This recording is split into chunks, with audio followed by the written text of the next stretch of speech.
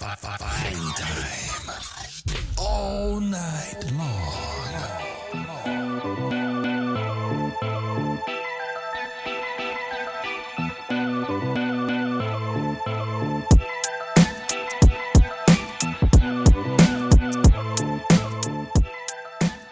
Hello, party people. It's your boy Dre, and I am here with my boy Andrew Elmore. What's up, bitch? Hello! It's just Dre with a few more letters. Just one more letter. You know, I always see your bitch-ass name at the store on the Coke. I always see Andrew. I never see Andre. Okay? Thank you. I appreciate that. And I'm a Pepsi man, so I'm not even going to get that shit anyway, but I want to see my name, okay? Look, representation is important. It really is. It really is. I mean, come on. Anyway, good night, everybody. Welcome to the Silent Discussion. Yes. You know what? That's a good way to start. It's been a while since you've been on. Talk about yourself. That is my least favorite question that I hate when people ask me, hey, tell us about yourself. But I'm going to ask you. Oh, you want me to tell you about yourself? Tell me about. Oh, you always tell me about myself. You know me. Hey, what are friends for? I mean, my God. Tell us about the Andrew Elmore, the one and only. Well, he's been parking on andrewelmore.com since like 1995, and he will not sell it to me. Wow. So for whatever reason, just anytime that I try to apply for a job, I get people being like, "You're a designer? Why does your website look like this?" And I got to be like, "That's not me. That's I don't know who that guy is. I'm sorry." Some other dickhole. I don't know if I'm trying to start beef with a stranger necessarily, but it might be funny. Dickhole's a funny word. I mean, if That's you really, true. it is funny. You ever just have like a weird specific term that you have like an immediate go-to, like I always go back to Danny McBride and Hot Rod. No, he was not the one that said it. That's right. Okay. Sorry. Who said it? Because he's okay. The luge scene. They fly down the hill. Andy Samberg flies into the side of a trailer, smacks it. The door flies open the other side. The guy comes outside. He's all pissed off and yells, "One of you is getting your dick hole smashed." And then Danny McBride beats him up and dumps a bucket of garbage on him and yells about drinking green tea all day, etc. Going to church every Sunday. I love that. You know what? That hits. You know why I love that? That hits upon the thing that I love. I love saying, "I'm going to kick someone directly in the dick." Not the balls. I'm going to kick you in the balls. No, the penis. Like, not nary a ball shall be touched by my foot. I'm going to kick you directly in the dick. Yeah, there was an old self-defense game on Connect that I remember had a giant bomb quick look that was just like every other thing that the self-defense game was teaching you was, I think it was trying to do the classic like 90s self-defense class grift of like find a bunch of vulnerable women in the suburban community and give them, or I make them give you a few $100 to tell them to, kick a potential assailant in the junk. My memory of this is that the quick look was just uploaded as like a dickkickers.mp4, but what were we talking about? You, buddy. We're talking about you. I'm avoiding that. I know it's your favorite topic. Quite. Yes. I'm also trying to just fill a bunch of dead air here because I'm like, we're here to talk about an old video game, and I'm wearing a shirt that just says old games, but I still got to get in that frame of mind, right? Like, yes, you are getting the old frame of mind. Get in the back of what? I don't know. How old were we when this came out? 4 or 5? Just what? When did this come out? Was it like 96, 97? 97. Like yeah, 97 here. I don't know about Japan. July or June 97.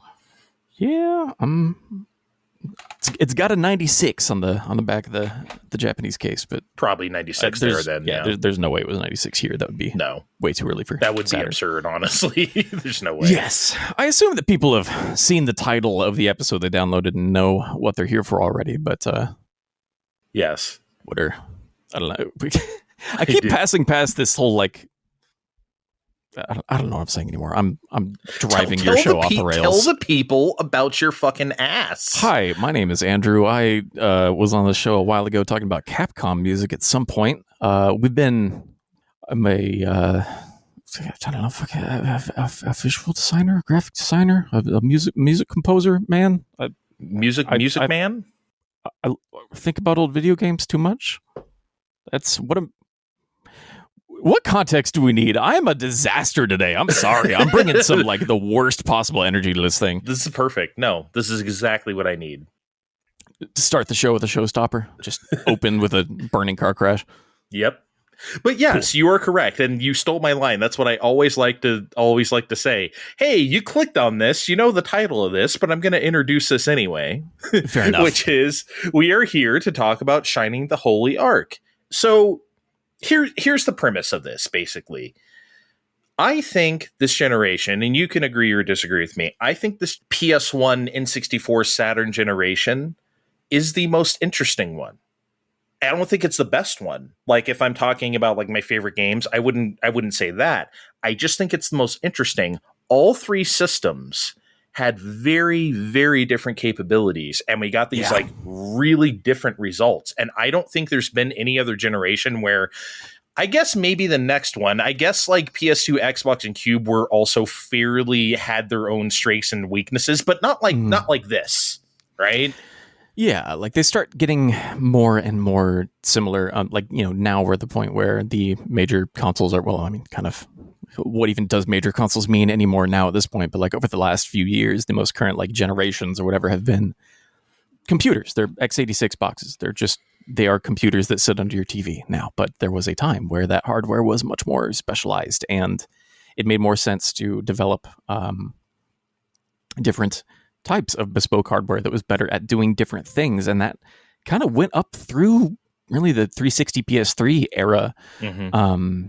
And was kind of the last time that we saw any of that. And even then we were reaching a point where it was like, you can't really necessarily tell by what you're looking at if that's like a, you know, is this visually obvious as a 360 game or a PS3 game or whatever. Like, there are different strengths and weaknesses for the hardware, but they're not like, you can kind of tell a Saturn game when you're looking at it because it doesn't have there are things that make it very obviously visually distinctive from a PS1 game or an N64 game, and that's true for all three of those things. They all look very, very different from each other. Absolutely. You can obviously, anyone can tell an N64 game right off the bat. That looks a certain way, right? And if you're wearing your glasses and you think you need to find your glasses, you're probably looking at an N64 game. Yeah, and I will never mistake like the Saturn version of Grandia for like the PS1 version, right? Like they just look different, you know? Yeah, they're rendered differently. Like Grandia uses the infinite plane thingy on the was it VDP2 or whatever to render the floor texture for the like towns and stuff, the way that you would see in like, you know, Mode 7 or whatever on Super Nintendo. So that's why the like Grandia on PS1 in the towns and stuff, famously the textures don't align with the ground the way that they do on Saturn. Yeah. And I feel like I feel like the PS1 version was the base for like that remaster, the duology. Like, I think so. I feel like Lindemann said something about that. Point is, this was a very interesting era where you can tell stuff like that. And I'm really weak on the Saturn. I never had a Saturn growing up. And I knew one person who had one. Maybe we can get to some of that later. But like, I got into the Shining series, I want to say 7-ish, maybe 8-ish years ago via that terrible Switch Genesis compilation with all the crazy input lag. I mean, because like, you know which one I'm talking about? Like, it's the one where you select the game on the shelf. It has like a 3D shelf. Oh, yes. Yeah, that one. I think that recently got delisted. It recently got delisted. I played Shining in the Darkness on that thing. I had never played that game before. I was like, oh my God, this is some shit. Yeah, you know? It's a cool video game. I loved it. I played it from beginning to end, just loving that game, grinning ear to ear, as the kids might say. The kids still say that, right? Probably. Okay. I think that's something that only children have ever said. Yes. It's exclusively a term of the youth, yeah. And so that even got me into Shining Force, and I think anyone who listens to the show knows I do not play strategy RPGs, whether it's turn-based, whether it's real-time. My brain does not work that way. I somehow found a way to get into Shining Force and Shining Force 2 and Shining Force CD when the Sega Genesis Mini 2 came out, and that was on there. Right.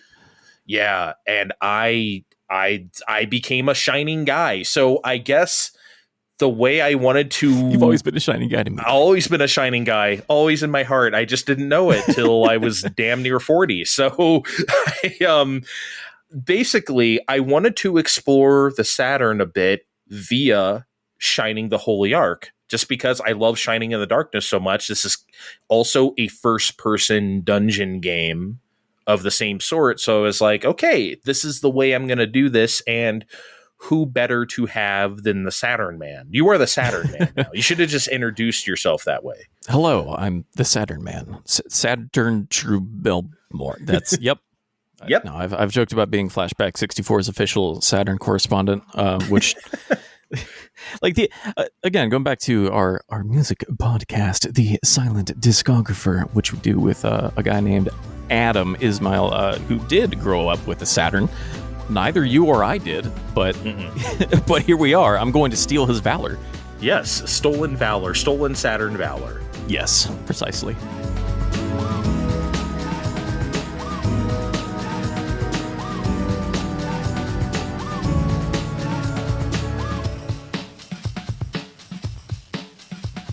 Okay, so you can answer this like in 30 seconds. You could answer this in 30 minutes if you want to.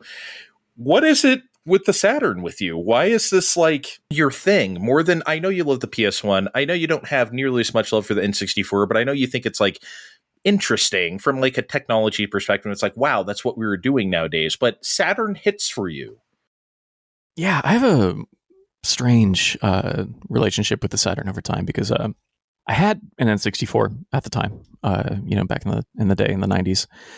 And I had friends who had a PlayStation, and I had a Genesis before that. But like, as a kid in the 90s, I did not know the Saturn existed, like literally at all, which is why I wanted to ask you about some of this stuff here as well. And why I said I have a lot of tell me a story grandpa kind of questions for you. I love these. For me, it was like the Dreamcast comes out, and I'm, very small still. And I'm like, oh, Sega's back. Was basically the way that I read that, because I just like missed the Saturn entirely. Which, again, I think looking back at the numbers of just like trying to reconcile my awareness and memories with the actual math of knowing like, man, was I really 6 years old when the Dreamcast launched? That doesn't seem right. That feels wildly off. And yet, unfortunately, it is accurate. So, yeah, no, I guess the Genesis would have been old when I had it as a small child. And then, just had the N64. And I knew some people had PlayStations and just did not know about the Saturn at all until, I don't know, probably somewhere in the mid-2000s, which is weird to think about. But like just being a kid, weird. Going to school and stuff, like, throughout the 2000s, we had, the Xboxes, PS2s, GameCubes, so on and so forth. But by that point, I think all I really knew about the Saturn was I knew of it as it was spoken about as a historic failure in the same way that people used to talk about, like the 32X or the 3DO or the Jaguar or the CDI, whatever, insert thing that was like an easy, like, I don't know, YouTube punching bag in the early days of like internet content or whatever. So that was a lot of my context, I guess, for lack of a better word, was just like a lack of, like, my context for the Saturn was a lack of context for the Saturn. So like I got one because I found one at a Goodwill at some point for a few bucks, and I held on to it for a while, and I was like, it had a loose disc copy of Sega Rally just in the drive. Right. And I played that for a bit, and I was like, this is cool, but like, do I need what else would I ever do with this? And so it just like sat in a box in the storage for a while. And then I, started learning a little bit more about, just game history and stuff growing up, and started to realize very quickly just how much cool, weird, experimental stuff was happening on the Saturn. And I think over time, that is why I've become more of a Saturn guy than a Dreamcast guy, so to speak, and why it's become a console that I've spent a lot of, time and energy with.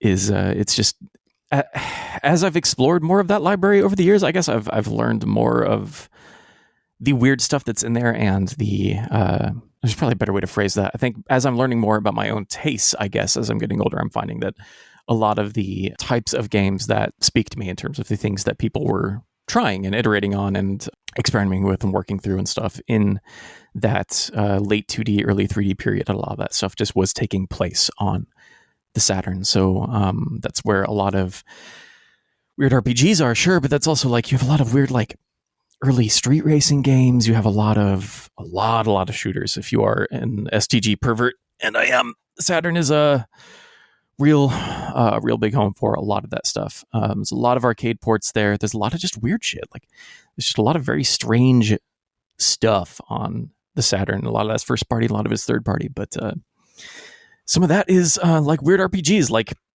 we get back into the stuff that was actually coming out of Sega during that time, like we're post Phantasy Star now, right? Like they had the quadrilogy there on the Genesis, and then they bring back PSO and stuff later. But in terms of their actual big main RPG series, it's done basically. Yeah. I think one of the big lowercase b big, like air quotes big first party RPGs people think of for the Saturn is usually like Panzer Dragoon Saga. Yep. Which is a game that I adore for a million reasons, but it's also like, for as great as it is, it's also very small in scope. Like there's one town in that game. Mm-hmm. Like it might be spread across several discs, but in terms of like actual content there, it's much smaller than something that you would be seeing from like Square or whatever. I have never seen that game. I have never laid eyes on that game. Obviously, I know what it is. It is a complete mystery to me. I think one day I should just sit down, and I don't even know if you can emulate that game nowadays. But yeah, you can. Okay, yeah, because for a long time that was like the holy grail. Like you just could not play that game, and because Saturn, Saturn emulation for a long time was just off the table until like a few years ago. Yeah. So that's that's why we're doing this episode right now, because I can play Shining the Holy Ark. Yes, finally. So that's kind of why I'm getting into this. So. But yeah, I don't know anything about that game. You know what game I forget about for like 5 years, and then I see the box art is Dark Savior. I keep forgetting that game exists. And I'm like, oh yeah, that one. When I just kept saying weird shit earlier, and I was like obviously trying to think of a genre term to pull from and could not grab one, it's because I was thinking about Dark Savior and trying to figure out how to describe that game. Because it's very strange. Because it's so fucked like up. It's part of a series. You got Landstalker, Lady Stalker, Dark Savior, and Time Stalkers. I think there might be other one in there somewhere. But anyway, yeah, you just get a lot of weird stuff like that around that era where it's like, I don't know how to classify this. Like, where do you put Mr. Bones? Like realistically, it's a mini game collection, but like. What is Mr. Bones? Who is Mr. Bones? No one ever asks, how is Mr. Bones? Why is Mr. Bones? And above all else, the FBI wants to know, where is Mr. Bones? Can anyone stop Mr. Bones? When in time is Mr. Bones? That's an edutainment game for Pico. Exactly, yeah. For the Pico. You remember that shit? You know what that is? Okay. I was hoping. It took me a second. It caught me off guard. I was like, oh, geez. Yeah. Sega Pico. Thank you. Oh, man. Yeah, dude. Like, there's a lot of crazy RPGs. I am kind of intrigued by Dark Savior only because, like, I played Landstalker, I think, on the first Sega Genesis Mini. I did not like that game. I really tried. I was like, this seems like something I did. I just couldn't. Maybe I'll give it another try. I usually like isometric bullshit. Like, I know people like to somehow shit on, like, Light Crusader. I love Light Crusader. Light Crusader is amazing. I think that game's great. Yeah. It's so weird. It's almost like they tried to make Kadash, but like a isometric. I don't know, man. It's the treasure was on some shit. It's a treasure dungeon crawler. Yeah, they were treasuring. Yeah, they were treasuring. Can I say a hot take right now? Actually, it's your show, dude. I think that might be my favorite Genesis game of theirs. I think it's better than all the others. That might be a hot take. Yeah, I think that's kind of hot. It's definitely underrated. I think Gunstar Heroes is cool. I just don't think it's like, I'm not going to like put it way up there. It's good, really good, in fact. But Dynamite Heady is not for me at all. And Alien Soldier, what is it called? Is it called Alien? No, thank you. Absolutely no, thank you. So yeah, that's got it. By default, it might be like Crusader. I really just thought that maybe, and I was correct, fortunately, that Shining the Holy Ark might be the perfect, like, not encapsulation of the Saturn. I don't know what that game might be, but I thought that this would be the thing, just because it might show all the weird shit the Saturn is capable of, plus the times, plus the era, plus 96, 97. Yeah. This is kind of where we were at with that genre in a way, as we're building up the stuff like Final Fantasy VII, of which I'm going to mention a bit later. But yeah, like this, I just thought this might be it. Here's the thing. You've talked about Nintendo 64 graphics in general, or the way it displays stuff, and it's just not your favorite, not sure, yeah. With the smeary textures or the whatever. And some people don't mind it, or some people think the PS1 jagginess or like the weird like warping textures is not their favorite. Okay, like we all have our dislikes of that era. For me, it was always the Saturn. That's why I always, like, whether it's magazines and I looked at like screenshots, I'm like, what is this shitty cross-hatching like, like it always bugged me the way those games look sometimes. So I kind of had a bit of a bias towards it. And I was a big arcade head back then. So like seeing Daytona USA or Sega Rally on fucking Saturn was disgusting to me. I was like, this looks like shit. This looks so bad. I'm like, why would anyone do this? So like Saturn graphics for me for a long time were just kind of like yuck.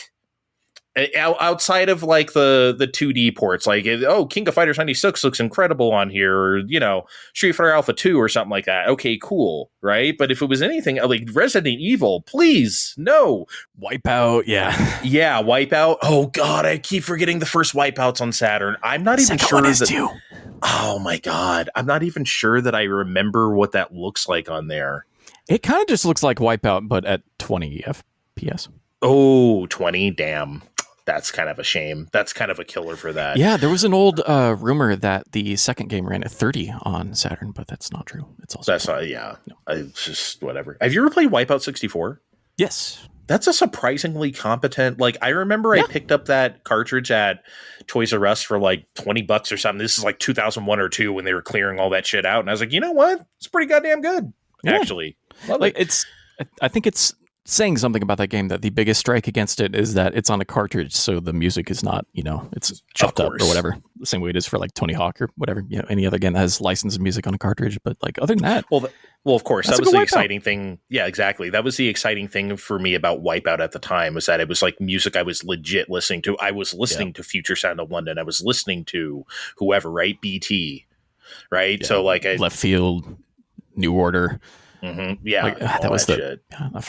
I keep forgetting that they're like because I've ended up just stockpiling so much of this bullshit over the years. I forget like which regions got which Wipeout soundtracks, because it's like, was it the first one where we got cold storage here and then it was licensed in the UK? I believe that is the case.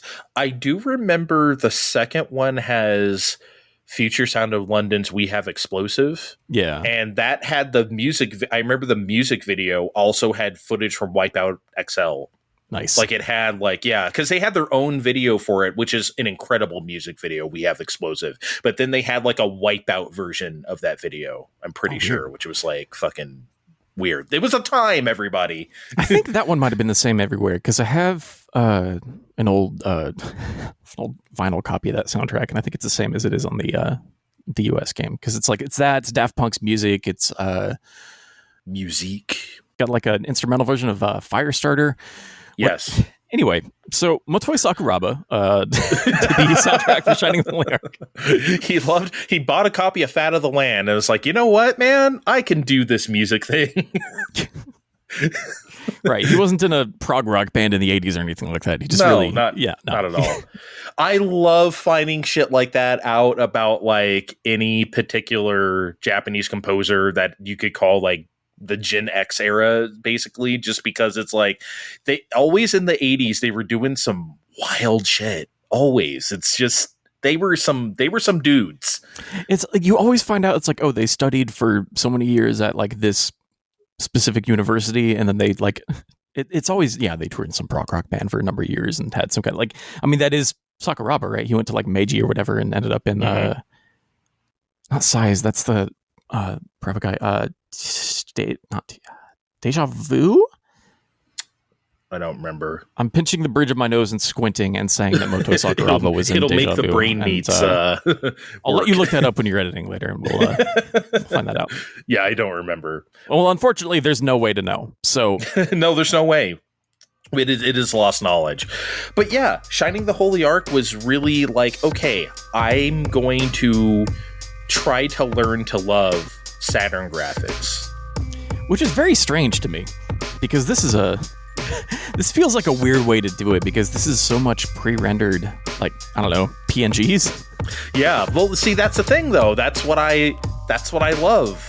I love that type of shit. So, like, I figured, and I love first-person dungeoning. I love, like, I was like, this has to be it for me, and it was. So, yeah, it is a weird inroad, but it's the perfect inroad for my weird ass. Fine time.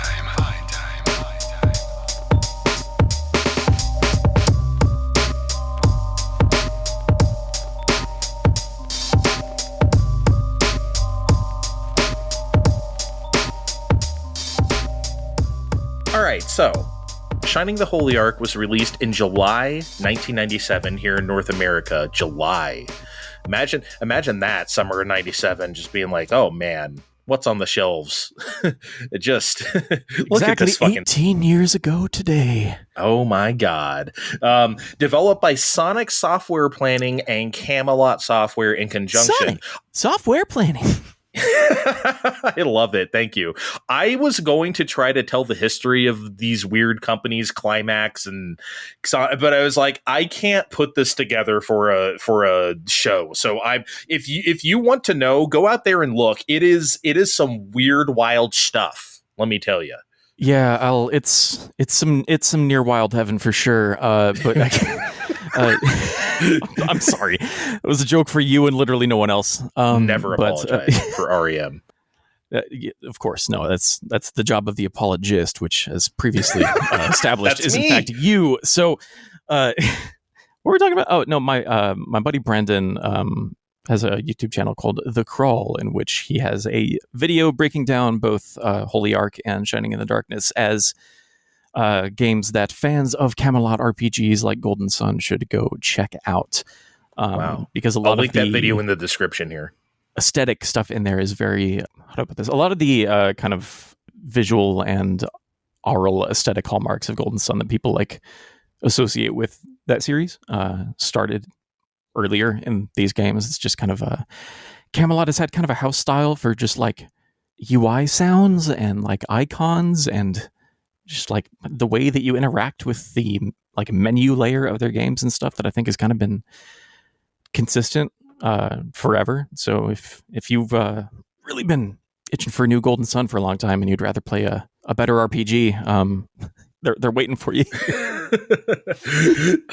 You know what? I'll tell you, I like the first Golden Sun. I thought like the second half, what is it, the Dark Ages or whatever? Or I don't know. I've barely touched those games. The second Golden Sun, I could not. I thought that was terrible. So I actually like that first game. The second game that sort of completes the story, I thought was Booty Butt Cheeks, and so I didn't even try like the DS one, Dark Dawn, Dark Dick. I don't even know what it's called. It's probably both of those. Yes. Everyone is doing that. Everyone's trying to find a subtitle with a DS acronym.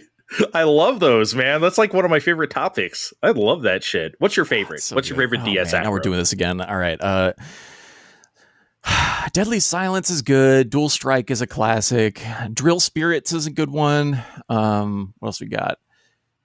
I like Dawn of Sorrow. Yeah, that's a good one.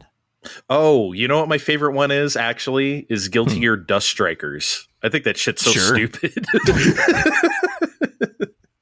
Those are words you could put next to each other. Deadly Silence, though, is really good. That's perfect. Oh yeah, Shining the Holy Ark. Yes, we should probably talk about this. So yeah, Sonic's. Oh, he's holding up the box, everybody. That's beautiful. Love it. Show me the Japanese one. Oh, okay, the Japanese one looks. That's very. I don't know. I get like more like Skies of Arcadia vibes from that one. Yeah, it's odd because the art is very similar. Like the actual character designs are pretty much the same. I realize holding it up to a webcam here is probably not the most efficient way to do this. I kind of prefer ours, honestly, a bit, but I like both. Yeah, I don't love the logo type on either of them, but the actual art itself I think is pretty good. Yeah, they're both good. So here's the thing. I always assumed I guess I just made this up about them. I always assumed Sonic Software Planning just became Camelot Software, which I guess at some point that actually happened, but like at this point that was not the case. So like I was really shocked when I booted Shining Wisdom at first, another game we were trying to play for this, but that also was booty butt cheeks. I was really confused when I saw the Sonic Software logo followed by the Camelot logo. Yeah, I have no idea where that handoff happened. Yeah, I don't know what happened. So apparently I was doing the bit of research I did.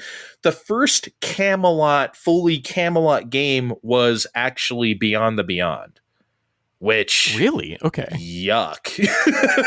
I don't know if you ever played that game, is that but a PS1 game? It's PS1. Okay, I think I might have. If it's the game I'm thinking of, I might know exactly one shooter for that thing, but that's. And like every game's got somebody, man. You want to talk about like Camelot, like carrying like visual styles and stuff. When I first saw Golden Sun, it looked exactly like the battles from Beyond the Beyond. I was like, oh no, I'm not doing this again. Oh, I already had this experience. But Golden Sun was thankfully a lot better than Beyond the Beyond. I want to talk about critical reception because usually I don't really do that in shows like this, but I think it's important here because taking a snapshot of the era, I think you kind of know how it was, or at least maybe retroactively, where it's like we were very, very concerned with moving on. We didn't want any of this 2D platformer baby shit anymore. We are strong men and we need 3D graphics on our 32-bit consoles. That's how it was. How else will we know? Yeah. Yeah. How else? So like, where else will you find your security? Yeah. So it was a strange time as far as like reception to like games go, because it was just, we were all over the place. We decided some stuff was like cool and then other stuff was not. It's kind of like the thing I always cite where it's like people like when Sonic Mania came out, it kind of felt like, obviously it's way beyond the capabilities of a Saturn, but like people thought like, oh man, if they made a 2D Sonic for Saturn, it probably would have looked something like this. And while that's true, I don't think enough people realize that they could never, ever, ever do that without getting destroyed. Sega got destroyed anyway. But like there was a reason why they clung to Sonic Extreme for so long until they had to cancel it. They could not make a 2D Sonic for Saturn. They could not. Not with Mario 64, not with fucking Croc or whatever. Like, they just could not do it. The optics on that would have been terrible. Like, people were already kind of, I don't want to say fatigued, right? But, like, there's a reason why, like, even if 32X was a success, I don't think, like, Knuckles Chaotix or whatever would be the thing that people would gravitate towards. We were just really, really kind of done with that. A lot of people. So it was just the times. I think I get the impression some of that stuff has been exaggerated a little bit. Like, I feel like people like to pretend that Symphony of the Night like was a just like catastrophic failure. It's like, dude, that got a greatest hits release in the US. Like, it still sold really well. I don't know what to tell you, but yeah, I get the impression that it was It was slow out the gate. That's what happened. Because when it came out, no one gave a shit. But then it took some months. But then over time, it's like, oh, wait, this is kind of badass. And then by the time people thought that, you couldn't find it anymore. So they had the greatest hits. So eventually it sold its copies. Yeah, because the interest grew. Right. But I get the impression that this was absolutely where the standard was set for, especially, any kind of big flagship like mascot franchises. Mm-hmm. I think in an era where you are still trying to make Sonic and Mario fight in the marketplace of ideas, I think maybe putting out a big old 2D Sonic after Mario 64 would have probably been worse than not putting out any Sonic at all, which is what they did. It's kind of, you can kind of trace this to a lot of things from that era. Like that's why there was no Metroid for N64. Yep. That's why, you could probably do that with a lot of things. So I want to read this bit I found on Wikipedia because I found it interesting from the Shining the Holy Ark Wikipedia. In a 2009 interview, producer Hiroyuki Takahashi, commented, and I quote, "Until Shining Wisdom, the idea had been to simply develop a story that would attract a broad range of users. From Holy Ark on, the story and game were redesigned to focus on the Saturn players of the time. Japanese Saturn owners were generally in their late teens or early 20s. The age group had shifted away from children, so the concept was fantasy that can be enjoyed by adults. This new approach led to a darker, deeper world that we had been creating for the all ages category prior to Holy Ark. We started to work on the plot of a story that would be appropriate in such a world," end quote. I think that's really strange, though, because I don't think Shining the Holy Ark feels super dark. I don't know. You were just holding that up. That game is rated teen, right? I feel like other Shining Force games. No, this is K to A, baby. This is kids to adults for mild animated violence. So it's not even. I feel like Shining Force CD is at least even rated teen. Maybe it's not, but it's just I don't feel like Shining the Holy Ark is this deep, dark fantasy world. It's kind of weird for him to say that. My 5-year-old was having a wonderful time sitting shotgun while I was playing through this thing. Yeah, it's a delightfully child-friendly game. Yeah, it's very weird. But also, not just that, I think in contrast to, I don't know, Shining Force 2 or something, I don't know, man. It's kind of the same tone to me. Yeah, I don't think there's anything here that's particularly, I don't know, you're not dealing any kind of with heavy emotional thematic elements here, really, at least not in any serious way. You save a puppy. Oh, yeah.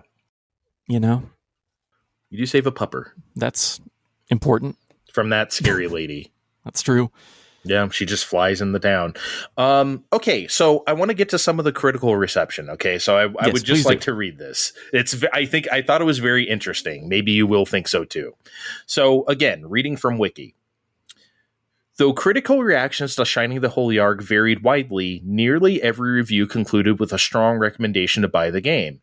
Next Generation, yuck, summarized. Boasting some sharp, innovative graphics and interesting gameplay elements that haven't been widely used in traditional turn-based RPGs, Shining the Holy Ark truly shines, end quote. Richard Ledbetter of Sega Saturn magazine called it the best RPG I've played in ages. Trent Ward, reviewing for GameSpot, summed up that there's nothing in Shining the Holy Ark that RPG fans haven't seen in one form or another before, but it does put them all together nicely. GamePro wrote, Shining the Holy Ark's hypnotic gameplay, supernatural storyline, and spellbinding fun will pleasantly entrance you. So it seems that people really like this for the most part, and I'm very surprised to see this, honestly. It's like we just said about 2D. Look, this isn't a 2D game. It's kind of mixing the two, right? As we did at the time. But I really thought, Andrew, that people would be I don't know. I know reviewers at this time were so weird. I understand you didn't read magazines religiously like I did in this era, but I'm sure you know enough to think I don't know. Does this surprise you? It really kind of shocked me. It does a little bit, because I think It might depend on how much of that was reviewed in the context of it being a Saturn exclusive, because Maybe. yeah, it is a lot of components that we've seen in other like DRPGs and stuff before. There's not really anything that's super brand new happening here, but it's also, there's an expression of like polish and budget and production scale here that I think makes this game feel a little bit like a little bit bigger of a deal than it is, maybe, if that makes sense. Yeah. Like it's a little bit smaller than maybe it appears at first blush, and maybe that means the individual components of it were like, I don't know, gelling together well enough that people are like, hey, yeah, there is actually a reason to be a Saturn owner here if this is the kind of thing that you're into. I don't know. I'm trying to read a lot into text that is not in front of me.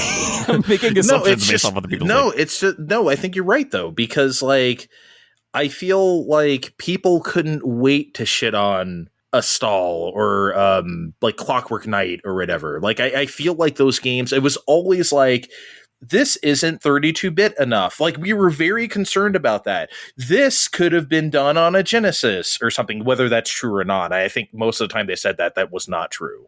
Yeah, a stall absolutely could not have been done before the Saturn. Yeah, for sure. There's no way. That game is way too Rayman looking. Yeah, you at least have to start that shit on a Jaguar. Or like you saw, you probably, I don't know how much old magazine reading you did, but like that was always a thing about like Sega CD. This doesn't need to be on a CD, like that type of shit. It's like they wanted things to be worthy of that. And I guess like Shining the Holy Ark does feel that way. It doesn't just feel like here's Shining in the Darkness 2, but some pretty music. Sure. I think you're right. It definitely feels like production happened here.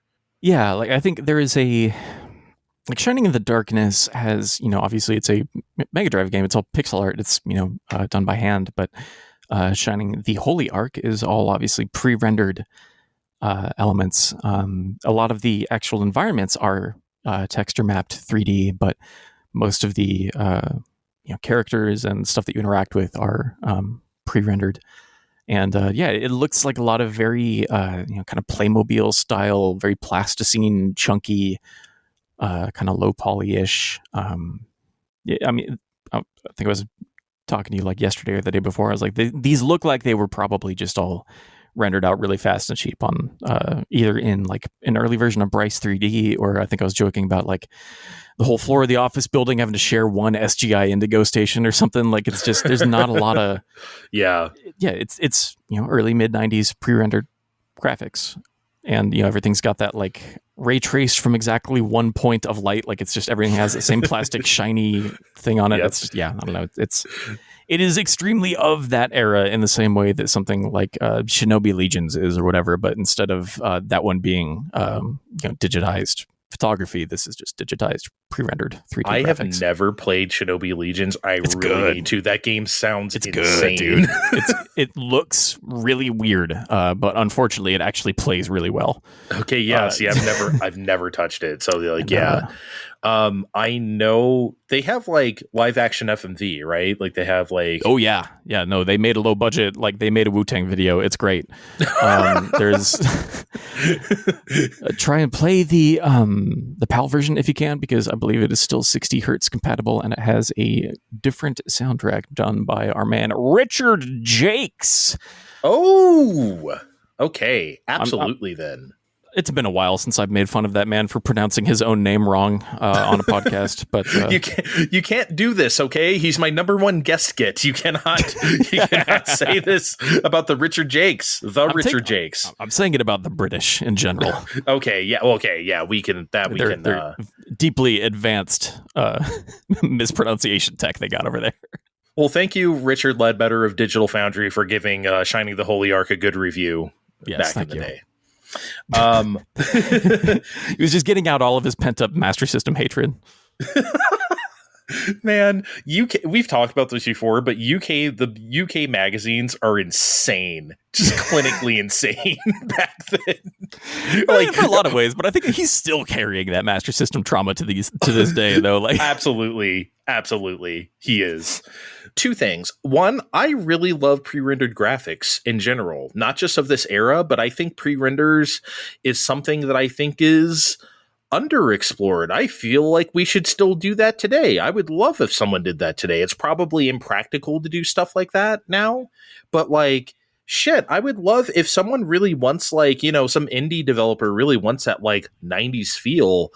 I would love if they tried to do something that looked like Shining the Holy Ark, or I don't know. I would love to see that in the 4K. The 4K. in the 4Ks. Mm-hmm. Yeah, I'm trying to think of like what is the modern version of that, of like utilizing or trying to force use of a tech that you can't actually use natively. And like, I guess kind of the way that we do ray tracing now and frame reconstruction is kind of similar, but like I keep thinking of two games in particular, Abduction from Cyan Worlds and Hellblade from Ninja Theory, the first one. Both did some really weird stuff with faking 3D projection of video. So like of people talking to you. And I think they're just shooting actors on a green screen, but the way that they projected it in game gives it like a weird fake depth to it that almost makes it look like you can walk around a hologram, but it's an actual video. It's hard to describe, but it's there is some cool stuff in there that kind of gave me a similarly or Sats feeling there, but like I can't think of any other similar like modern version of trying to force in a type of rendering technology that you couldn't actually use. I like the way, like, I don't know, I guess the only thing I can think of, I like the way Remedy games use like live actors, I guess. Oh yeah, there, totally. Maybe that's a way, whether it's like, I did not like Control at all, but I love the way it looked and the way, they did that. And Alan Wake 2 kind of blew me away. So yeah, it's just the way they do that shit is really great. I hope they keep doing that.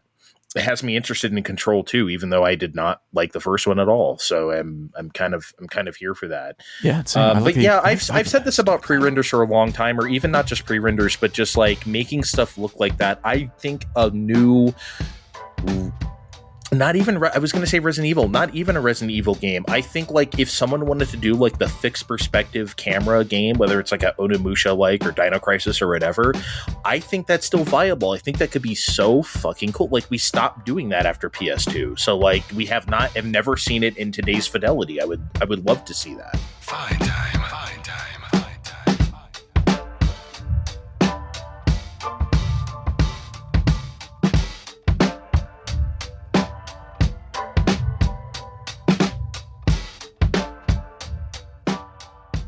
Before we get into the game proper some more, even though we've been talking about it bits here and there, I do want to say one thing, because I feel like there's something here that people think is like a myth, but I'm here to tell you it's not. People always assert that like everyone was just waiting for Final Fantasy VII. There was just no room for any other RPGs in anyone's mind. Final Fantasy VII hype was so real and so overwhelming. We were all just waiting for that. And I'm here to tell you that's true. I know it doesn't sound like it's true, but I promise that it was. It just seems like it swallowed everything. Like Wild Arms had come out in like, I think like earlier in 1997, and people were just like, doesn't look like that Final Fantasy VII game I've been seeing in the magazines, right? Like it just, I'm telling you, it was real. I'm not saying no one cared about Wild Arms or no one played it. I'm just saying a game like Shining the Holy Ark, whether it was a Saturn exclusive or not, I don't think really stood much of a chance. I don't know how this game sold. I know like data from back then is a little fuzzy. It's really hard to find stuff. So I didn't even bother because it feels like most of the numbers are just made up anyway. Totally. Yeah. Yeah. So like I didn't even try. Point is, if it just seems like such a very specific audience, if you just had a Saturn and that's it. And if you were an American who just had a Saturn, wow, right? Like I didn't know anyone like that. So I guess Shining the Holy Ark could have been something that you looked forward to because you didn't have a PlayStation or whatever. But that is a small audience. I hope it did find an audience. Again, I know like numbers from the era are nebulous, but I hope whoever had a Saturn at that time enjoyed Shining the Holy Ark in the face of like the impending meteor of Final Fantasy VII. But that is real. I just wanted to say out loud, like that is true. I know it sounds like one of those like weird YouTuber things people say, but that was real. Yeah, but also like if you are that person that just has a Saturn, that means you also have no Namco in your life. You have no Squaresoft in your life. You have to make do with what you got, and sometimes what you got is Shining the Holy Ark, and sometimes what you got is Shining Wisdom. Folks, we were originally going to play Shining Wisdom, and I don't even know what that game gets like after the first area, because I just got so mad at Victor Ireland so quickly that I had to yank that eject lever immediately. I couldn't take it. Oh my god! Someone in the first town said it's something about it smelling like Teen Spirit, and I was like, nope, that's it. I can't. I'm done. It's not a very good game. Does have bangers though. That music, I tell you what, ooh, cooking. I mean, that part was never in question. You know, the guy who did that music was the guy who did like Shining Force 2 and Shining Force CD, and it doesn't sound anything like those games. He was going off, right? Because you know how it is sometimes. Like the guys who worked on the chiptune stuff, when they get to the CD, it's like, oh shit, right? then they go bananas. But he didn't go bananas on Shining Force CD. It was much more. It sounded much more in line with like the Genesis game. Now, of course, it didn't sound like Genesis music, but he kept it. He was restrained. Shining Wisdom, he went fucking bonkers, dude. I love it. just horn blasts all over the place and just wild squealy synths. Excellent stuff. You love loud horns in a mix. It's understood. Oh, you gotta. If you are not Red Book music unless you have loud brass. You are not. Okay, let's get into the game here some more. So, I love Shining in the Darkness, so I was kind of viewing it as a sequel to that game, or at least spiritually, if not directly. Look, Shining game stories don't really, like, it's not something that sticks with me. I don't think this is the same age as like Shining Force or whatever. So they're like 10 years apart or something. I don't remember how it works. They're like connected. They bounce around. Who cares? Yeah. Like shortly after this, Shining would become a series that had like 30 different PS2 spin-offs a year in Japan. Yeah. And like ridiculous. 85 GBA games that are like resetting timelines. And I think the last one that we got here was Resonance Refrain, which is like an action RPG. And it's good. It's totally fun. It's a wildly different thing. And Shining started as one thing, and then very shortly after this era became something wildly different. Yeah, it is kind of wild that they put out a first party wizardry basically, but with friendlier graphics and less mean video game onto the Genesis so early, and then immediately pivoted with making a sequel that's in the same world but like in a weird other spot on the timeline and a different genre. Yeah, that's just a wild, like, I don't know if that was after like looking at Famicom Wars or something, and they're just like, let's maybe, because was that, I'm trying to think now out loud, is that before or after Herzog Zwei? And I think it would have been after. I feel like it's probably around about the same time, because Herzog Zwei was I think Herzog Zwei is probably earlier, but I feel like that's 90. I think we're being stupid by not asking Del the Funky Homo Sapien about this. I thought you were going to say, I thought we were being stupid by not looking this up. It's like, no, I like the misinformation. I like just pontificating about stuff and then moving on. Like we have to used to do back before we had Google in our pocket. Yeah. Yeah. It's like, I think, okay. Well, so you mentioned wizardry. I would love you to tell me about your feelings about first person dungeoning games in general. Is this something you love? Is this something you hella get into, or what? Yeah, it's something we've talked about a little bit before. I love me a dungeon crawler. I love me a DRPG, a blobber, as old people say. Eye of the beholder, because the party moves as a blob, as like one like thing. You're moving the party as one like unit, as a blob, like a space at a time on a grid. Dude, I don't know. It was my term. I wasn't around. Okay, so we'll see. 80s. I don't even remember. This must be before. This must be like old wizardry term, right? It has. Yeah, to be, this is old. Like pre Eye of the Beholder and all that stuff. This is very much. Right. Well, you found something older than me, so. Yeah, I here. Oh, he left. Oh, he's coming back with stuff. I hear a noise. A lot of things fell down. Oh shit! He's dead. Everybody, that's his ghost talking. Boy, howdy! A lot of things fell down, but here is a 1981 copy of Wizardry for the Apple II. Oh, that was actually the box art. Okay. Yeah, for the folks at home, I'm just gonna go ahead and slap this big old floppy into the webcam. You can. I love big floppies. They're so good, floppies dude. Are the truth, man. They're actually floppy. It's beautiful. Yes. The 3.5s, they're fine.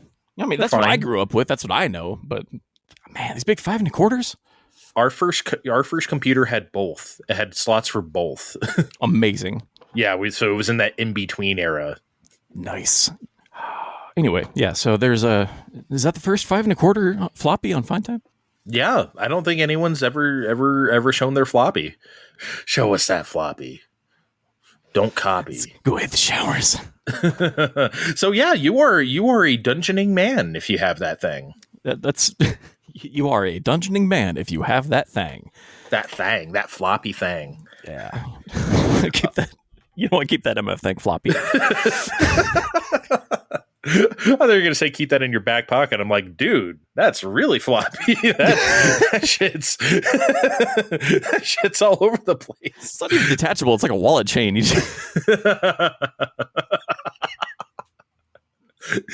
know that's on Etsy somewhere. It has to be. It's gotta be. Jeez. All right. So now we've done it. Yeah, dude. Here's the thing. You know what kind of popped my cherry was actually I had the 360. What is it called? Sonic's Genesis Collection. Sonic's. Yeah, the Ultimate. Thing? Yeah, Ultimate. But it also had like. Collection? It also had like some arcade games. And whichever one Drew Scanlon from Giant Bomb did the achievement icons for. It's the only thing I know about that game. Yeah, so I had that, and it didn't have just Genesis games. It had a few arcade games, and I had some Master System games, and one of the Master System games that it had was Phantasy Star.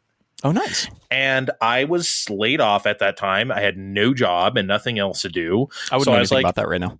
Yeah, it is. So I was like, I'm just going to play through this game. And I did. I reverted back to being a kid. I did my own maps on graph paper. Nice. I did the whole bit.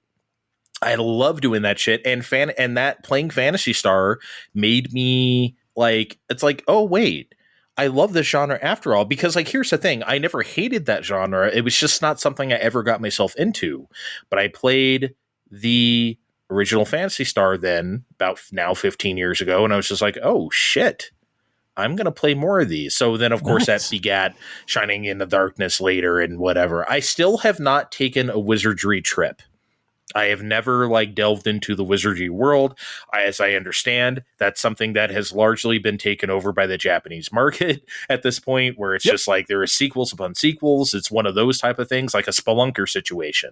Totally. So it blew up over there hugely. So around 81, 82, you have Wizardry Ultima and Black Onyx all kind of hitting Japan around the same time, partially through the influence. Partially through Sega Saturn. Yeah, exactly. Partially due to the influence from the Sega Saturn. It was the world's worst good. Connery. No, I liked it. That was good. On Hank Rogers brought all these very top PGs. I need to ask Steve if he has a Connery. I don't think I've conjured that one out of him. You haven't conjured that Connery? Nope. That's how we end up getting JRPGs. Basically, is Yuji Horii plays like wizardry and is like, oh. Whoa, okay. And now you have Dragon Quest, etc. It's my life is different now. Basically, yeah, straight up. Like just a couple of it was just like Ultima Wizardry and Black Onyx kind of all hit at the same time and explode. Like you have just a bunch of people playing these things and having all of these ideas. You have people in like little like mom and pop computer shops, like hardware shops, now tooling out their own video games and calling them things like East Book 1 and 2, and then turning into Falcom.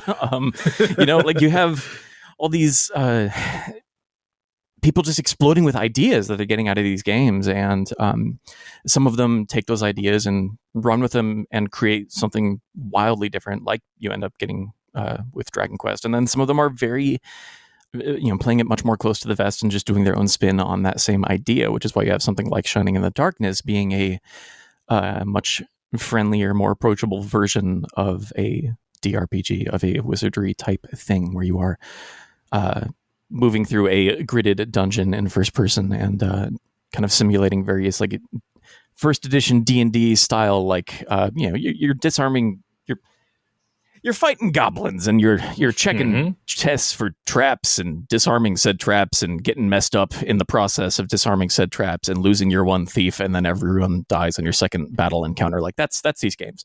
It's a lot of spending an hour building a party and then they all wipe immediately. It's yeah, it's a lot. But yeah, I really enjoyed Shining in the Darkness for having, I think that's the first one I played where it's like, here is the one dungeon. And you're just going to spend the game getting through this one dungeon because it's that big and that many floors. And it's like, okay, I really enjoyed that singularity of Shining in the Darkness. Phantasy Star was good for me, though, just because it was more understandable as like, you are traveling to this place. Here is a dungeon, almost like a Zelda type of thing or whatever. Like that was much more like communicable to me. If I had started on Shining in the Darkness, I'm not sure I would have gotten into it like that. It would have been a lot harder for me if I started there. That's one of the biggest things about a game like Dragon Quest is they take that dungeon concept and blow it out into this big grandiose adventure, whereas like Wizardry has narrative, but it's effectively scaffolding. It's set dressing. It's there to give you a bad guy to kill and a tower to climb. Like the floors are going to be the same every time. It's not like being randomly generated or anything like that. Right. And the idea behind a lot of these games is to push a little bit further into that dungeon every time, or to eventually start finding little skips, little shortcuts and things that you unlock as you go to be able to like jump straight to floor 10 or whatever, and this idea gets kind of mixed and matched in different ways. Like over the years, you have a couple like Shin Megami Tensei games that will have a couple smaller towers like this, where their dungeons are just like, instead of one big series of floors that you're going into again and again, like the labyrinth in Wizardry, or the tower in like Rengoku or whatever. Etrian Odyssey, I think, also probably fits 100%. This. Yeah, absolutely. Etrian Odyssey is another really good endpoint for these. And also, I think just one of the best DRPG series maybe ever at all. Probably. Like, all the art is gorgeous, and Yuzo Koshiro is one of the greatest human beings ever to live. Oh, Yuzo's killing it on those soundtracks. It's so it's good. Unbelievable, oh my God. Dude. I can't even get started because I'll go all day. But like, it just, man, I love that guy. The loop of these games is, if you're the kind of person that it works for, it can be very, very satisfying, and it's something that you can expand into a lot of different contexts and structures. You can make a lot of different types of video games with this, and I think part of what makes a game like Shining in the Darkness or Holy Ark, rather, what makes Holy Ark different from Darkness, for example, is because of the narrative that we're on, it is taking us to different places. There are, in Wizardry, there's one town with a guild, an inn, and a shop, and there's one labyrinth that you're going into over and over. And like, there is something very nice about the dependability of that, but it can also be very repetitive if you're not feeling like you're working towards something. Whereas a game like Shining the Holy Ark is taking us out of that one dungeon, one tower, whatever concept, one labyrinth or whatever, like we're working with in Darkness, and takes us on a bit more of a sprawling action adventure sort of thing, like your like what you would expect out of a 90s RPG. Like this is a full decade and a half after. This is a full decade and a half of time that people have been iterating on this concept, and tons of them at once. Like you have a bazillion different people making different games like these in different parts of the world, and they're all bouncing ideas off of each other, and they're all kind of in conversation with each other. So by the time you get to 96, 97, and you have a game like Shining the Holy Ark coming out, you also have years and years now of other subtypes of DRPGs and JRPGs and all that stuff, and you can kind of just like blend all of those ingredients together into whatever sort of dish that you want now. So we have something that has a series of dungeons that we are kind of doing in a loose order, I guess. And sometimes you'll go back and revisit one and go a little bit further, and then go back, get something that will take you to a different place and go into a different one or whatever. But like there are different places here. We're going places. We're going on adventure. We're going. We're moving. We're moving and we're schmooving. Yes. And we're going to get through like half the game before you can fill up your party. Yep. Yeah, it's really, I really do love it for that. You really, because like, I was thinking when I first played this, I was like, okay, we're doing another first-person dungeon game in the Shining universe. I'm not going to necessarily expect it to be exactly like Shining in the Darkness, but honestly, there's a lot of things that are very similar, especially like visual cues. We've already talked about like Camelot. Anyone who's played a Golden Sun or a Shining Force knows exactly what we're talking about. It has all those icons of like, you know, where it says like, hey, do you want to do this? Yes or no. And it has like a two animation frame of someone nodding yes or not, or swishing her head no, right? Yep. Like all that type of shit. All the menus are like that. Kind of like slanted pixel fonts and the same UI sounds you expect, the little like bleepy bloopy sound. Yeah. The Camelot font, is iconic, honestly. like that shit. I'm surprised Nintendo didn't let them shove that into like Mario Golf or something. Like they couldn't. They had to use something more Nintendo. I have not played Mario Golf on Game Boy Color since it came out, but I played a lot of it at the time, and that was like that's my Camelot RPG. But in my head, in my memory at least, it's totally the same font. You've never played a Golden Sun? I've messed around with them, but I haven't like sat down and like committed to them. That's when I was saying earlier, I was joking about dunking on them. I was like, I've barely touched those games. This is your mind on flying time.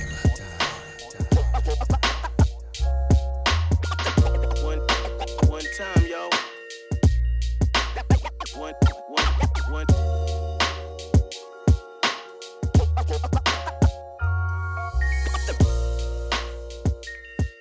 So I was just visually, if you think about, man, there's just so much. Okay, you know what? Let's just start at the very beginning. There's so much here. So I was really taken aback after the cool ass like CGI intro. And then you have like, you know, you start up the game and there's like the get the menu with like the cyber grid. Yeah. Right. It's like weird. Spinning all over the place. It's so weird. It's like, what is happening here? I always love the conceit of Shining games, any Shining game, where it's like someone's telling you a story, because they always have like a person or a old person or a kid or something that's like, hey, you want to continue the story, right? It's almost like this person is reading this storybook to you, because like that's the conceit of also saving your game. Hey, you want to jot down where you left off? Yeah, that type of shit. Shining the Holy Ark still has that to a degree, but not nearly as strong of that like storybook vibe. But it's still there to a degree, but not exactly the same way, because this is the old-fashioned Dragon Quest thing. You got to go to church to save. Yeah. So when you start the game, here's what it really took me aback. And I know it sounds really simple, but the fact that this whole thing is from your first-person perspective as your main character is weird. This entire cutscene is playing out on this mountain in front of you, real-time cutscene. Mm-hmm. And you are just viewing this from the viewpoint of your character. Like your head is turning and looking at these, like looking at the different characters doing whatever. First of all, that's wild within itself, because there was no game to that point, at least that I know of, first-person dungeon game that had that sort of visual style. Because like everything's in 3D here, the characters are 2D pre-rendered sprites, but the environment's 3D, so you can actually like turn your head around and look at stuff. And so that works for a cutscene. I'm sure they made that just for like just dungeoning around, so you could, because you know there's the various buttons on the Saturn. It's like, oh, you can kind of look up or down or left and right or whatever. It's like I never really found much of a use for that. Maybe it comes into play. There are places where you can like look up or down, and sometimes there's like an extra like item or something, but like it's not. Right. It didn't seem like a huge part of the game. It can be useful for getting your bearings sometimes, but I think it's mostly just like, hey, this engine is real-time 3D technically. Right. Which mattered, okay? That got you 3 extra points in EGM. This is the year Quake came out, dude. Like that got you your points, okay? Because like you needed to show that it was on a 32-bit system, or else you get like a 4 in GamePro. Or EGM or whatever. Point is, I thought this was really striking. I thought this was incredible. Again, I understand they're just using that because it's perspective of like you're in a dungeon, but the entire game is on a grid. Every fucking thing. Yeah. Like, even when you go into a town, you are moving like you're moving through a dungeon, like one square at a time. I know that probably sounds really limiting compared to something like I don't know what other game, like a King's Field or like I don't know, like something like that, right? But honestly, it really, really works. It simplifies it to the point where it's like, it doesn't feel restrictive. Whereas, like, I think at that point, 3D movement and 3D, like moving in a 3D space is something we're obviously still figuring out. So doing it this way just really cut down on all the bullshit in a way that I really appreciate, especially cutscene wise, because I know it sounds so stupid to say it's first person, it's immersive. I know that's like what a bunch of dumb people said about, like Halo or Call of Duty bros or whatever. But like in this case, it's actually true. It really does work when a cutscene plays out that way. Yeah, I mean, it's all playing out around and in front of you. Your kind of introduction to the game is there's all of that stuff happening immediately. So it kind of, I don't know, forces you into it, I guess, in a very direct way immediately, as opposed to using a text crawl or something to kind of just like set up the introductory sequence. It just kind of throws you into it. And they got you crawling dungeons by like second 3. They yeah, they got you into it quick. You were crawling through stuff. I think the CGI is insane in this game. It's so good. Oh yeah, it looks perfect. It's great. It's very much I don't even know what else to call it. Just like that's just what a lot of Saturn games look like around this time. Like at least Sega first party stuff. Like I'm thinking of sequences in like Panzer Dragoon and stuff like that have a lot of very similar looking FMV sequences. It's real good shit. Yeah, it's just really good stuff. Not just the intro, but like, and I mentioned the pre-rendered character sprites and how good I like the character designs in general. They're very of the time, obviously. They're very 90s, like, I don't even really necessarily think I need to describe them. Whatever audience, whatever you're thinking that looks like, that's what it looks like. I promise. Yeah, chunky, shiny Playmobil plastic people. I love that shorthand. Yeah. Every like animation. I even love like every battle animation. I love the level up screen. And they have like some weird little like 6-frame animation almost, and it's just like weird little pose they do while it's like playing a sound effect for every single number that goes up for all the stats. So it's just. I love that. I love that. That's like the best thing about Fire Emblem. The ding, ding, ding, ding. That's incredible. It's a lot of number go up sound at once to the point that it sounds like it's breaking almost. It's very good. It gives me good. It gives good video game. It gives good video game. It gives good video game. Presentationally, there's just so much here that just blew me away. Here's maybe something I can throw to you. So like at this point, we were very conscious of like, sometimes things could look a bit oil and water, right? Because you would have like 3D elements, or you'd have these very 2D elements on top of, like, a lot of 2D 2.5D platformers could look this way. I personally have never thought that was like a big problem, but that I know that like visually bothered some people. However, Shining the Holy Ark doesn't have this at all. I feel like this is a very seamless, like put together like graphical package. So maybe as someone who like does this shit for a living, maybe you can like clue me in as why this game succeeds at that, and maybe something like, I don't know, Silhouette Mirage or whatever isn't as like set, I guess. I don't even know if you could quantify. I think a lot of that is just because it moves so little.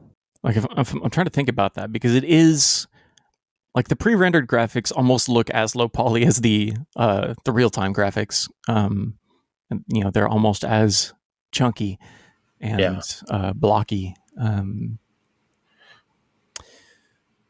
don't know. They appear like aesthetically consistent for sure in terms of the just like art direction. They look like they could have been from the same scene, just rendered with different tech, I guess. I don't know. It's I feel like they were just trying to staple a lot of different techniques and rendering technologies together back then, and this feels like one of the more successful versions of that, to the point that it's like not a problem. Yeah, it's not distracting. It definitely isn't.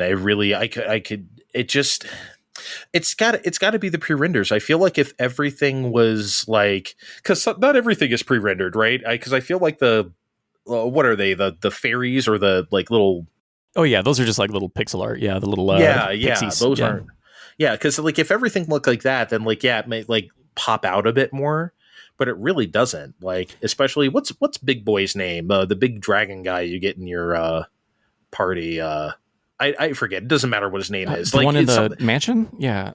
It's like sprites like that feel like if they were done in that sort of traditional style, it wouldn't have popped.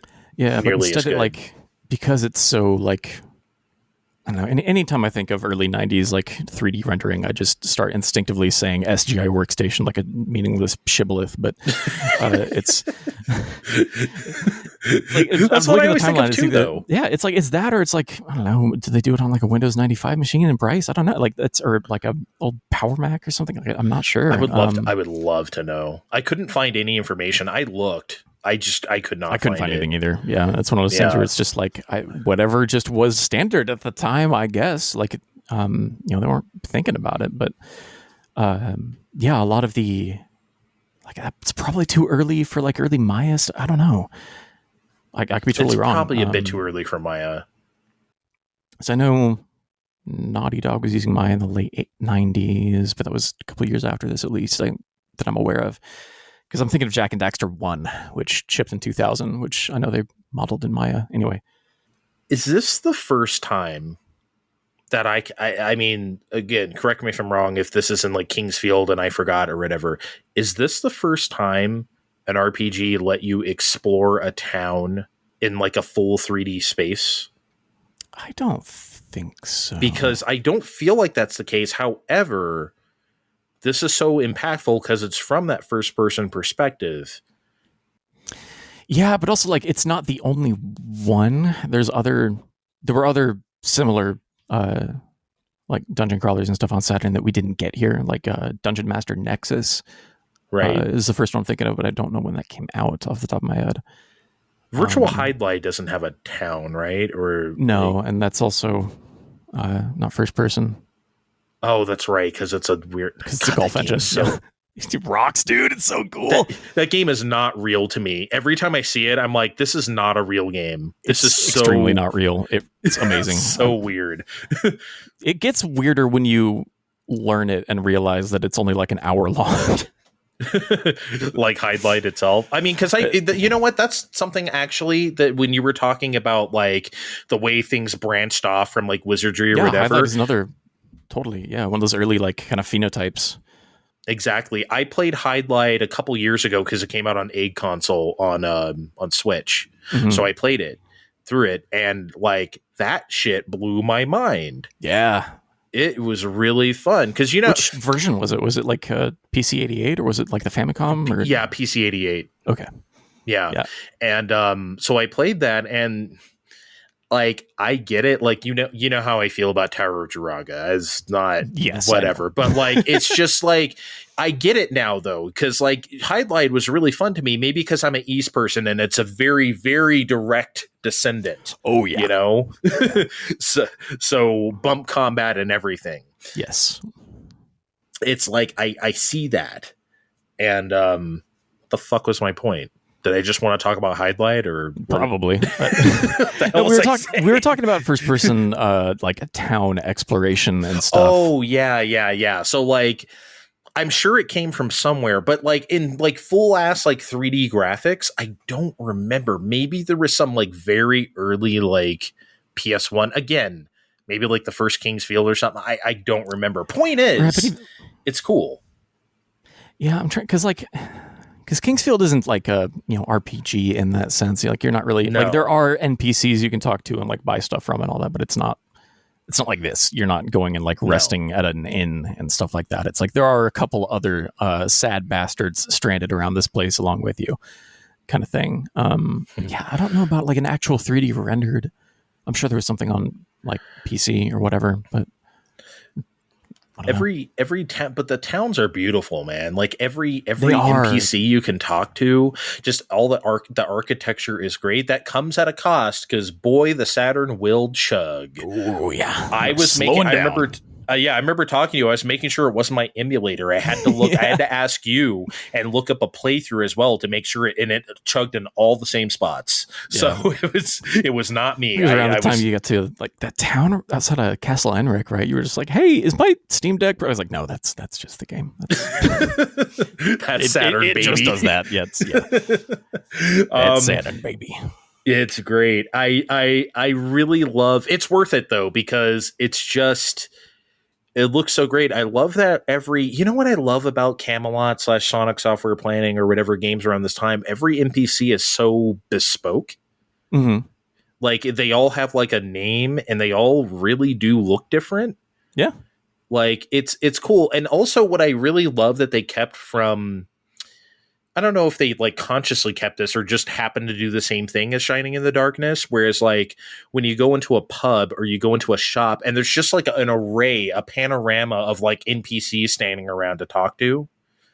Because that was the thing of Shining in the Darkness. You go into the pub and there's like those random furries or whatever you can like kind of chit chat with. Yeah, they're here too. Yeah. Yeah. So and it's like the same art style. And it's just like, it's cool. I really enjoyed that. Aspect of it. I think that's like a very, especially, I don't know, I guess it could be a little cumbersome sometimes if like every NPC was in their first person perspective, turn 90 degrees and then talk to this person. So like the fact that they're all just kind of like there is good. You get a lot of talking. Yeah, and it makes it feel like there are some, people populating and milling about some of these spaces indoors. But a lot of the menuing is very cumbersome is a good word for it. I think a lot of the inventory management and talking to people and stuff is it's very button heavy, as you would expect, I think probably from a console RPG of the 90s. But it's there are so many just small tasks that would have been cleaned up today and made a much like quicker and more painless process in terms of just like going through the items at a shop and just like comparing them to what you've got and like giving the right items to the right people in your party and like equipping them and all that stuff. Like it's just a little bit more clunky and awkward and time consuming than it probably needs to be, but also like whatever. It also could be much worse. Like there are at least some little quality of life things in there where you'll like give a piece of armor or whatever to a party member and it'll be like, hey, that's better than what they currently have. Do you want to swap it out? And be like, okay, yes, thank you for at least doing that much for me. That's more than I could have gotten from Dragon Quest 3 or 4 or whatever. Like, Lord. Yeah. Like some of that stuff can be a lot.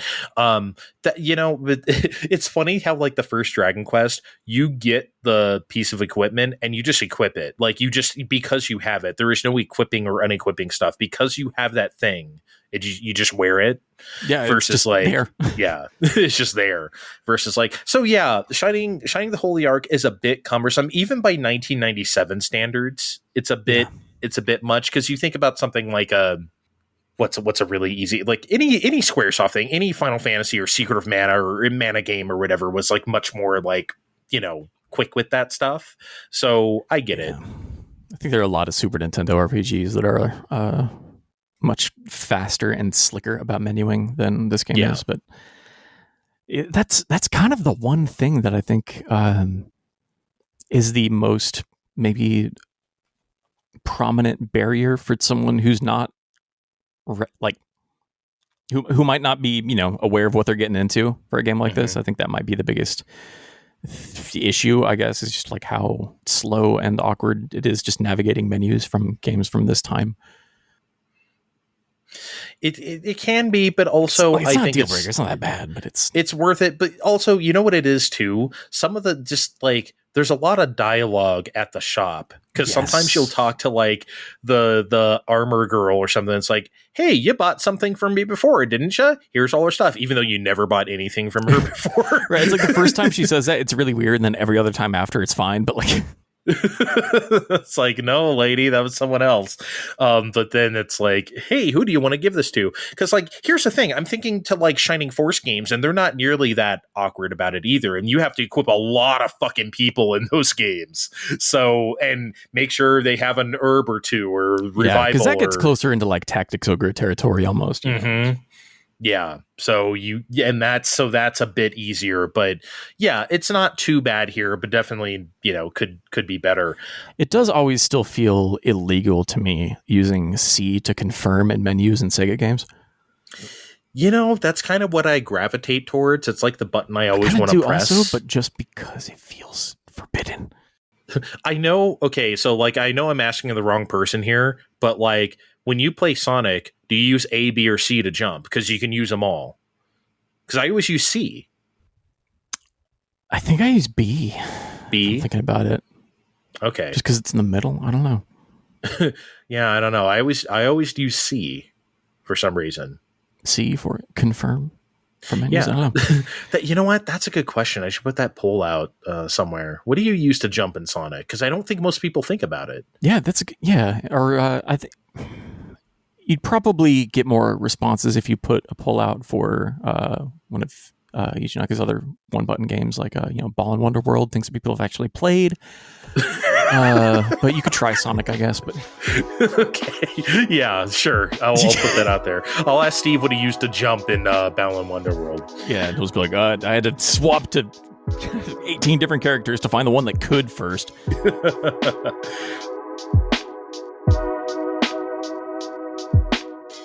Hey everybody, judging by the runtime of this episode, you can tell this is about to end.